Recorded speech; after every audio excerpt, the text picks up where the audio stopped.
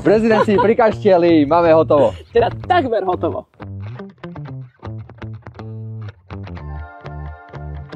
Domy sú už pripravené na odovzdanie v štádium Holodom. A do ktorého sa teraz ťahujem?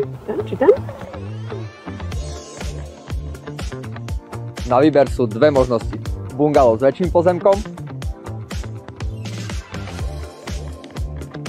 alebo tento dvojpodlažný dom s trocha menším pozemkom.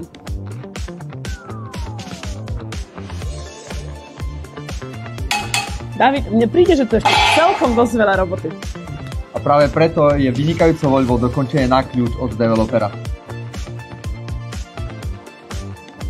A bývať môžem už kedy? Bývať už môžeš na jar.